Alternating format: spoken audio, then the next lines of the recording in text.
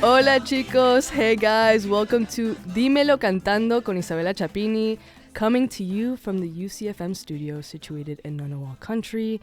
This is a show where we talk about everything Latin American. So the music, the culture, the food, the people, the language, which I feel like most people think it's only Spanish. But we actually also speak other languages like Portuguese and Creole and so many more. And overall, we're just very diverse. And we have such a rich culture. And I wanted to do this show because I've realized that there's a good amount of Latinos here. Like, you would think, Australia is kind of, I mean, no offense, but it's kind of deserted a little bit. It's kind of like in the corner of the world. And despite that, there's a good amount of Latinos here, especially Chileans. You guys are everywhere, literally everywhere. Every single time I pull up to a Latin function, you guys are there without fail. And again, despite there being so many Latinos here, it seems like not many Australians seem to know much about Latin culture, which is understandable. Like, it's understandable. Like, we're pretty far away. But I wanted to share Latin culture with you guys and just be able to celebrate it amongst other Latinos here in Australia. I'm planning on bringing other guests on, like maybe the president of UC LASA, which, if you guys don't know, LASA is a Latin American Student Association. There's one at UC. There's one in ANU. I'm pretty sure there's more, but those are the only two I know of. And we will definitely be bringing people on from those two. And yeah, I don't know. I'm really excited to be here. I'm really excited to be doing this.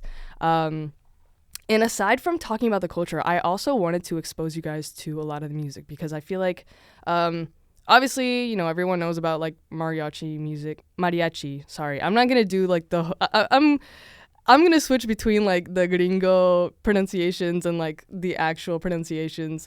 But yeah, I feel like a lot of people know about mariachi music, but they don't know about other styles of music. So I will definitely be exposing you guys to some of that and explaining a little bit more about it.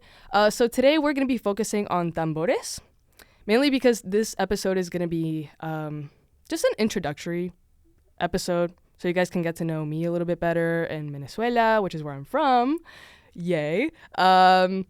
And so tambores, which is also known as tambor, el baile del tambor, is a coastal Afro-Venezuelan music and dance. It's a cultural manifestation originating from the slaves of Africa that were brought to the country by the Spanish colonizers. So, I'm reading this off. So if it sounds robotic, that's why I'm reading this off, so you guys can get the most factual information possible. So the drums used in this style of music are of Congo origin. The tambores are done with the playing of a cumaco, which is a long cylinder-shaped drum played on the ground while the player, known as a cumaquero, sits on it and plays. It also consists of drums known as campanas, which the translation of that would be bells. They're not bells though, they're drums, which are played by sitting down in a chair and playing them with the hands. And this isn't just a style of music, this is also a dance. So it says here, a mixed agitated dance made up of a line of pairs facing each other and dancing. And let me tell you, when they say agitated, they're not kidding. They are not kidding. Like, if you dance tambores, you are moving your hips, like violently almost. Like, I've never really danced it myself.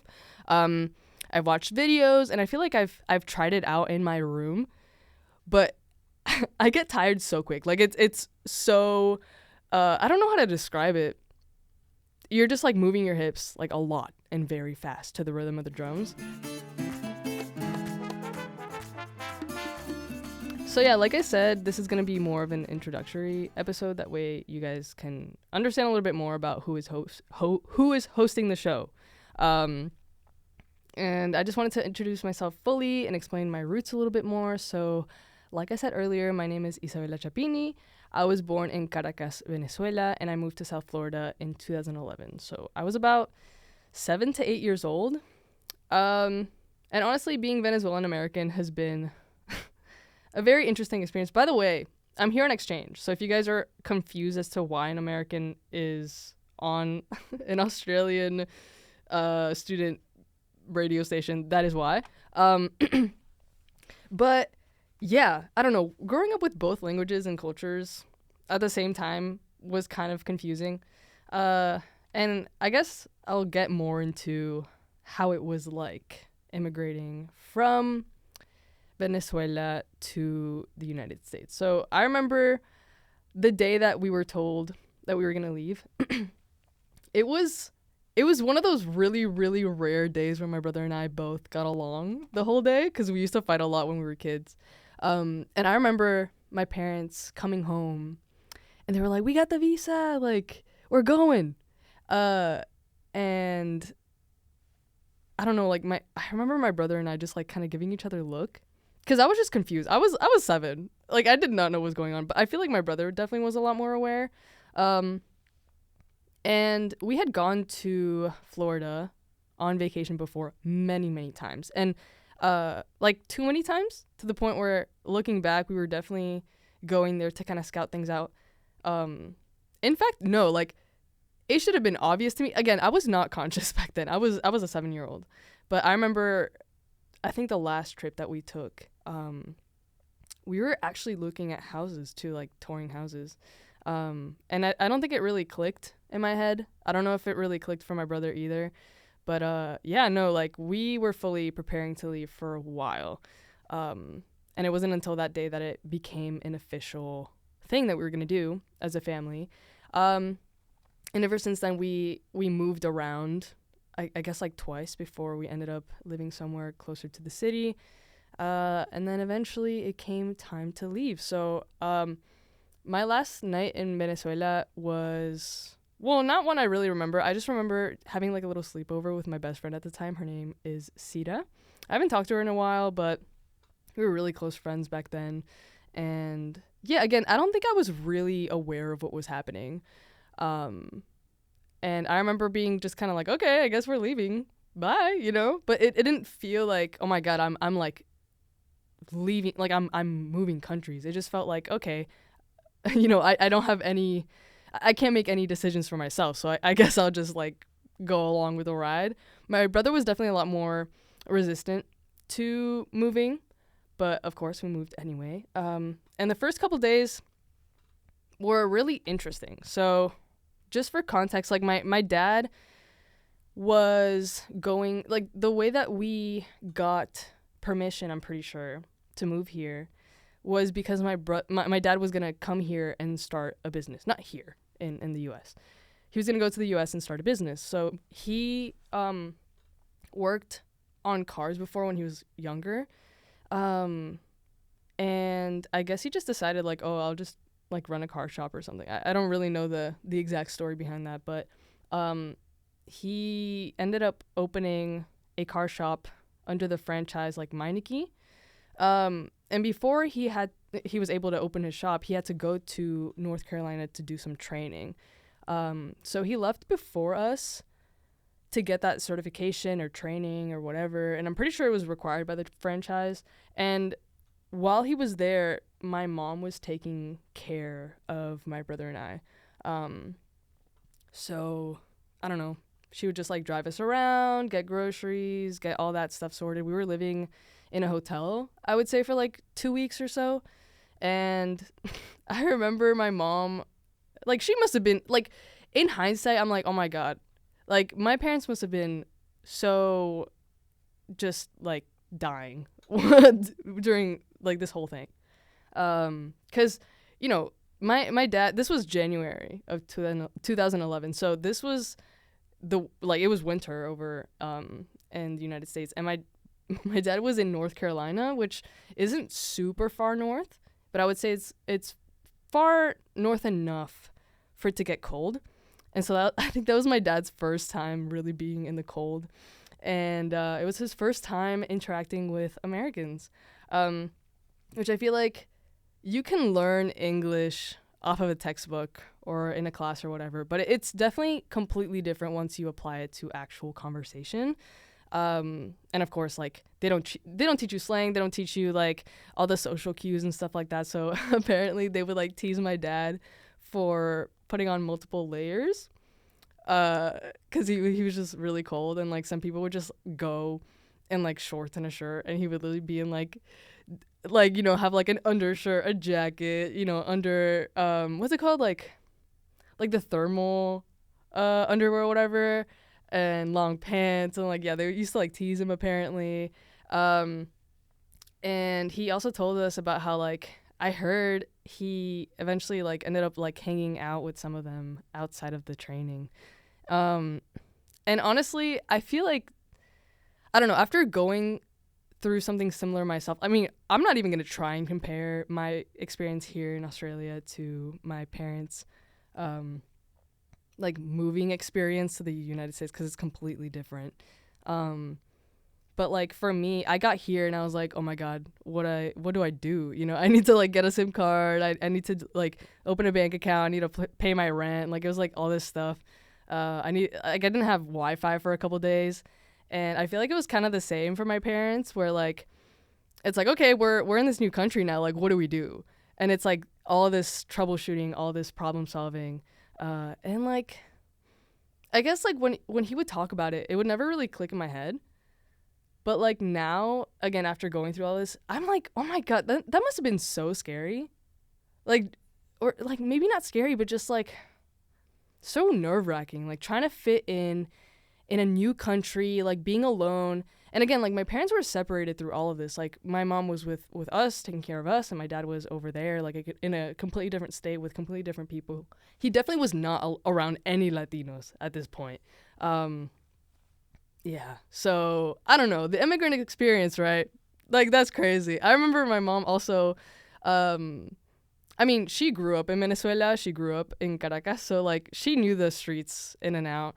And I remember, I remember we were in the car, and my mom was just fumbling with the GPS, because like she had never used a GPS before, because we never had those in Venezuela, or at least like back then they were kind of like a new thing.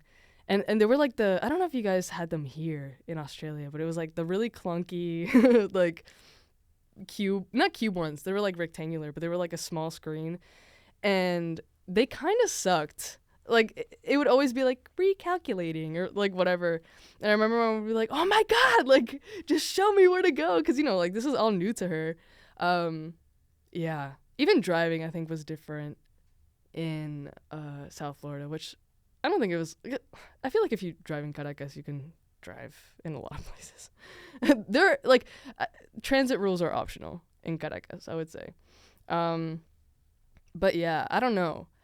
I feel like it must have taken so much time and effort and emotional energy and just perseverance from my parents to just get all of that done. And I don't know. I really look up to them for that. And I feel like if it weren't for us moving when we were younger, I mean, first of all, like if we were still in Venezuela, I think my opportunities would be way more limited than they are, and I definitely would not be here. So I don't know. I feel like the immigrant roots and the immigrant experience, I feel like it was very it's like a core of me. It's like a part of my being, and I am so grateful for my parents for taking that first step and like just doing what they believed was right, because a lot of my family members actually disagree with them. They were like, how could you like leave your family behind and like uproot your children? Like it was like I'm sure some of them understood, but I remember like some family members were definitely not in agreement.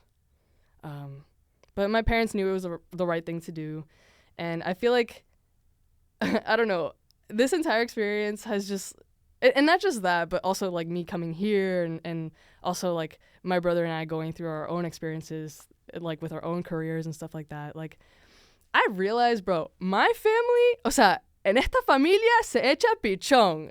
O sea, echamos pa'lante. Like we really put in the work. Like we move forward, we push forward, and like we get to where we want to go. And I feel like that I guess that attitude even stays true in, I guess, like my grandparents' experience, because they moved from Europe to Venezuela. So my my dad's side is from Italy and my mom's side is from Portugal, which is crazy. I feel like I'm from everywhere and nowhere at once. I feel like I'm everywhere. I have like a cultural identity crisis, I would say, like every week, which is so fun. But I don't know.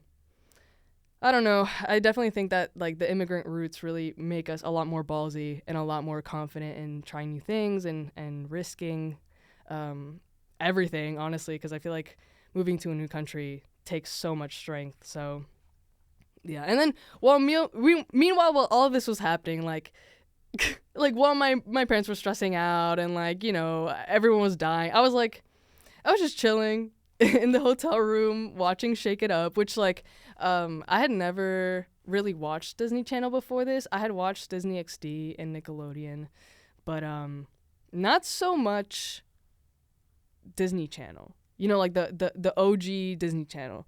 And so I remember watching Shake It Up and first of all not understanding a single thing. Like a single thing. But it was still I was confused, but I was chilling, you know? Whereas my brother, I feel like he felt the move a lot more and he was a lot more upset when we were told that we were leaving. He didn't want to go. And he was 9 years old. He wasn't much older than me, but I feel like he was definitely a lot more conscious of what was going on. But yeah, I feel like I learned a lot of English through TV shows, through music. I feel like learning a language through music and through entertainment and whatever is not only like a fun way to learn a language, but I feel like you also get a more accurate idea of what the language is like.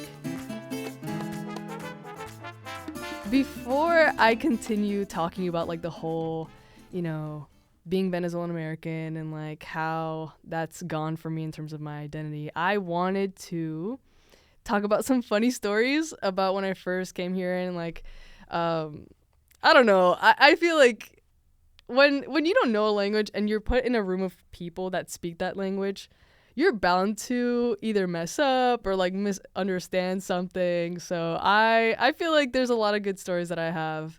So I wanted to share them. First of all, being introduced to my new school, that was like, it kind of came out of nowhere. Like, I think my parents were so stressed with everything going on that they didn't really give me a heads up. It was just like one day I woke up and they were like, we're going to your new school. And I'm like, oh, cool. And so like my brother and I got in the car and we drove over to Gator Run Elementary School. And I was like, oh my God, what?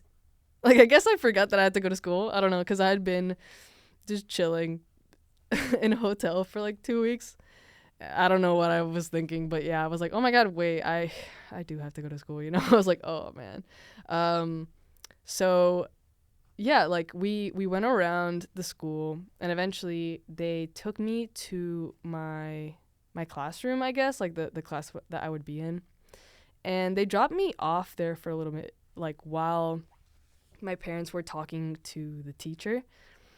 And first of all, I'd never been in a portable before. I don't know if you guys have portables here in Australia, but it's basically this room that is portable. It's like a classroom that's portable, and you usually have them outside. They're very common in Florida. And I feel like now they're trying to get rid of them and replace them with buildings. But back then, there were like a lot of them, and it was very common to have portables. So I had never been in one before. So I was like, why is there just like a box outside? And how did it become a classroom? Like, that's crazy. Like, I just thought that was so like weird. And I remember going inside, and then while my parents were talking to, I guess like my soon-to-be teacher, they were like, oh, like go and mingle with the students or whatever. And like, I had learned English, but it was like, you know those like, I guess Spanish classes that you have where it's just like, this is how you say hello. And this is how you count to 5. You know, it's like, I didn't really know English. I mean, and I had gone to English classes in Venezuela, but it was like the same thing where it's just like, this is how you say the color pink. This is how you say the color orange, you know? And like, I was like, yes, that's helpful, but like not really, because I wasn't really learning grammar at all. It was just random vocab and phrases or whatever. Yeah. And I feel like at that point I had come to the US and I had forgotten everything that I had learned, or at least the majority of it. So I remember sitting down, and then and then like this girl just comes up to me. She's like, "Oh my god, like what's your name? I'm Stephanie. Like how are you doing? Like where are you from?" And like she just started bombarding me with questions, and I just I was like, "Girl, what do you say?" Like I just sat there. I just sat there and I was like, "Yes. Yes." Because every single other word that I learned before, just I blanked out. And I was like, "Bro, I don't know what you're saying. I'm so sorry, girl. Stephanie, girl, forgive me. I have no idea what you're saying." And I remember we were also put into learning groups. Like once I was actually in the class, we had different groups, and it was people with a different like language levels. And obviously I just got into the country, so I was very clueless on how to speak English. So I was actually put with two other Venezuelans, which I'm not sure if they had come to the United States at the same time as me. I honestly can't remember, but I remember we were all kind of learning English at the same time, which I feel like that really, really bonded us because we were equally as clueless. And their names were William and Luis. And most people, when they went into their group or whatever, the teacher would go and, I don't know, teach them like grammar or whatever. But like we didn't even know the language, so she would pull out the flashcards, which I don't know if you guys know, like the flashcards that you basically like pull out when teaching like 3-year-olds how to speak. And it would be like a picture of a donkey, and then it would be like donkey, and like it would like, spell it out by syllables. And I remember she would like pull them up, and I'm like, "Es un burro," like that's a donkey. Like I would say it in I would say it in Spanish because I knew it. And I was actually like top of my class, guys, like back in Venezuela, and I ended up also kind of thriving in school, here like in America, but like, yeah. At first, I was like, "Oh my god, like." This is so much information, and like we would just go through those flashcards every single day. And at some point we actually ended up teaching her how to speak some Spanish too because we would say it in English, and eventually she would ask us like, "Oh, how do you say it in Spanish?" And then she would learn it. So it was like, I would say it was like an equal exchange, even though she was fully supposed to like, she was doing her job. And I think we were just like, "Yeah, that's this and that's that." And she's like, "Oh, cool." So she was like learning along with us. And I feel like having her as a teacher was really great. I feel like she never made us feel ashamed for not knowing the language or anything. And she was always very accepting and very understanding. So go Miss Bosworth. Although she ended up getting married, and now I think her name is Mrs. Stormblazer or something, which is crazy. Like, what an odd name, but yeah. And then there's this other time in second grade, so year 2,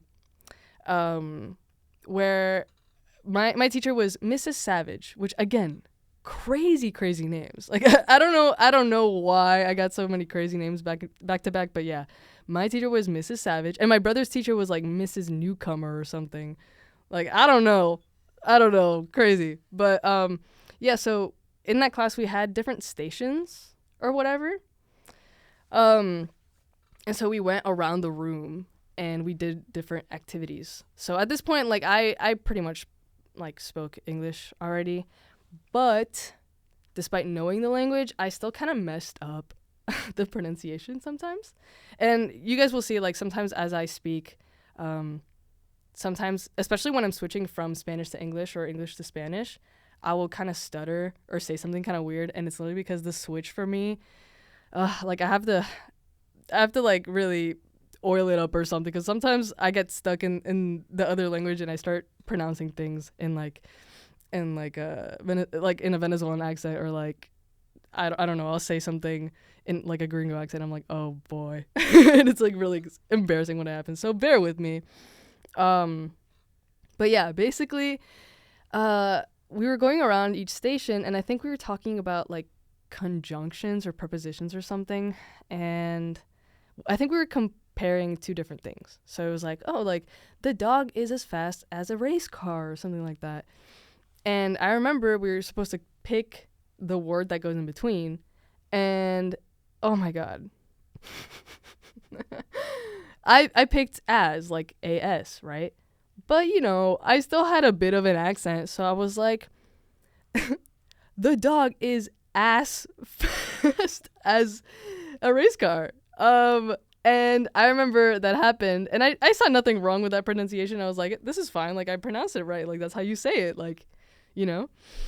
Um, yeah. And then one of my, oh my God. I think his name was like Byron or something.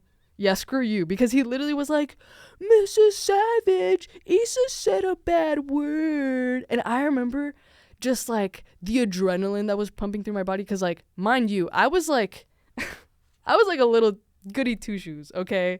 I would never say a bad word. I would never like misbehave. Like, I was like very well behaved, and I was like, I don't know. Like, the idea of like doing something wrong was so terrifying to me, and the fact that I didn't know what I did wrong, I was like, oh my god, like I don't know what I did, but it seems like a really big deal, and like, oh my god, and I was like freaking out. And then Mrs. Savage came in the room, and she was like, oh, what happened? And Byron was like, Issa said a bad word, like she said the A word. And I was like, yo, I did not. I was like, I did not. I said this. And then I said it again, but again with my accent, you know? And then I guess she understood what was happening. She understood that it was like a pronunciation thing. And she just kind of let it go. And she was like, no, like, Issa did nothing wrong. Like, it's okay. Like, it's just like an accent or whatever. Oh my God. I was freaking out. Yeah. And I remember also, this is not necessarily me messing up or like me mispronouncing something, but I remember the first time that I heard, this might also be like an American thing, but like when you're like in preschool, people, instead of saying like, oh, I got hurt or like I got injured, they'll be like, I have a boo boo. Which basically means like I have like, I don't know, like an injury, you know? But I remember the first time I heard that, I thought it was so funny. I genuinely thought it was the funniest thing in the world. I started laughing so hard. And I was like, boo boo, like that's how you guys say it? And you know, everyone was like, Issa, like, why are you laughing? Like, he's hurt. And I was like, no, bro, this is so funny. Yeah, so I feel like, I don't know. I definitely had a grand old time. It wasn't just me messing up and me being scared or like mispronouncing something. It was definitely also finding out quirky things about English and having a good old laugh. So yeah, another thing that happened too was so just like me, my dad also likes to learn songs, or no, he likes to learn like about the culture or about the language through music. So I remember, I don't know if you guys remember Katy Perry's Last Friday Night. But I loved that song. I loved like the melody or whatever. And again, I was still kind of learning English, and I remember I was like, oh my god, this song is so good, whatever. And I put it like, and I played like the music video or something, and I was like, Dad, I love this song. And he was like, oh, like let me see the lyrics. And this song is about like this song is about like partying and like, you know, getting wasted and whatever. It's like a very high school / uni song where it's like, oh my gosh, like, you know, having a house party with my friends. And I didn't know that. Like, I think I did understand what the lyrics were saying, but it didn't really fully click in my head. And I remember my dad was just sitting down, like looking so intently into his iPad and just like reading the lyrics. And as he was reading the lyrics, I started realizing again that the song was about like getting wasted and like whatever. And I was like, oh my god, like whatever. And then again, like I was just so scared of doing something wrong, so I was like, Dad, like I swear to god, I didn't know it was about that and whatever. And uh so funny. And aside from like learning the language and going to school or whatever, I actually got really lucky with where I lived, because we had this Puerto Rican woman named Lida Mari living not directly across from us, but like pretty close to us. And the first day we introduced ourselves to her, and she was very inviting, and she introduced me to her daughter named Veronica. And yeah, we were like best friends. And what I love about Latin people is like Latin people can be so far away from their homeland or like the motherland or whatever, but like they will always bring that energy and that spirit and that culture into wherever they are. She was very Puerto Rican, and she brought that family and Latin energy to this American neighborhood. And it was so funny because like the first times that I did like really American things, um, I don't think this isn't necessarily American, but like the whole like lemonade stand thing or like um, dressing up for Halloween and stuff, like that's like pretty big in the United States. And so I remember not having experienced any of that stuff when I was little, especially because in Venezuela, when I was living there, things were pretty dangerous. So I couldn't really play outside. I could only play like in the parking lot of like the gated apartment complex. And even then, like my parents were like really careful about leaving my brother and I to play over there. And like a lot of the time there weren't many other kids. It was just like my brother and I and maybe like one other neighbor. So this was completely different for us because we had like we had an entire block just filled with kids, and it wasn't just like me, my brother, and you know the Puerto Rican girl Veronica. There were also other Venezuelans. There were people from Spain. There were people from everywhere, and she really made it her mission to, I don't know, just make a really good environment for us to play and have fun. And again, this like paired with school and all that, like I learned English pretty quickly and I felt comfortable. And I don't know, I really feel like she made that neighborhood experience really special. And I'm very, very grateful for it. And it got to the point where she would even lead a little biking group to school. So we would all go on our little bikes and we would go to school together. And eventually we had done it so many times that we started going alone. And this was like a huge adjustment for my parents because, of course, like, again, like, they were so used to the whole Venezuelan thing of like, you know, like stay safe, like don't go alone, like, you know, you always have to have an adult with you. And then just like letting my brother and I just bike to school with other kids, like that was mind-blowingly scary for them. So yeah, it was a lot of adjusting, but I feel like that environment was really conducive to transitioning and adapting comfortably. Obviously, it was uncomfortable sometimes for my parents, but I don't know. I feel like I had like a really good childhood here, not here in the U.S. I keep saying here in the U.S. I'm not in the U.S. But yeah. But yeah, like, I don't know. I had a grand old time. And I feel like growing up Venezuelan and somewhat American, I don't know if I would really consider myself American. I would definitely consider myself more Venezuelan American. But I feel like it's really tricky because I feel like when you're a part of two cultures, you're given so many guidelines to follow to be a part of either community. So, I don't know. I would say that, like, Latin culture and American culture are completely different. They're sometimes even contradictory. So, for example, Venezuelan culture is very collectivist. It's very family-centered. There's a lot of music, dance traditions. American culture is more, like, individualistic. There's an emphasis on family, but mainly your career. And I feel like the culture, there's not really an American culture, I would say. I feel like a lot of American culture comes from other countries. I don't know. Especially because you think of the United States, and it's basically a country that was made up by a bunch of immigrants from a bunch of different places. And so, yeah. And then when everyone got here, they really suppressed not here, oh my god, the U.S. Whenever they went to the U.S., like, they'd suppress indigenous culture like crazy, which is, of course, a huge problem that they have not addressed properly. But yeah, I don't know. The culture in America is really strange. It's either a mixture of a bunch of different cultures or it's just all like freedom, which, like, what even is that? But whatever. And yeah, like Venezuelan culture, like everyone's really social. Everyone treats you like family, invites you into their home. Even if you've never met them before, you're always welcome. Um, and I feel like American culture is somewhat social, but I feel like people are a lot more like closed off too, and a lot more introverted, I would say. Um, but also, I feel like Venezuelan culture, there's a bit of homophobia and transphobia, and more than just a bit. There's like a good amount. Whereas like American culture is a lot more accepting, um, and people tend to like mind their own business in the United States.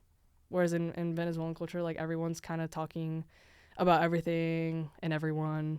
Yeah, it's just like very different cultures, I would say, and I feel like there's pros and cons to both. But I feel like it was weird, and I had a lot of trouble figuring out what to choose because it felt like I had to choose, especially because when you're an immigrant, you kind of want to fit in, and also I was very young. I was still forming my identity, and I think the main core years of that identity building were spent in the U.S. So I don't know. I ended up being a little bit more American than Venezuelan. Um, but I think that's changed now. I feel like I'm a good 50-50, which I feel like it's a good balance. I found a way to kind of like blend everything. I feel like that's what I want to do. I want to take what I want and implement it, and then take out what I don't want, and then don't. I'm not gonna do that. But it's interesting too because the city where I lived is called Weston, and there were so many Venezuelan immigrants there that we actually called it Westonzuela. It was very Latin American, but overall very international. It wasn't just Latinos.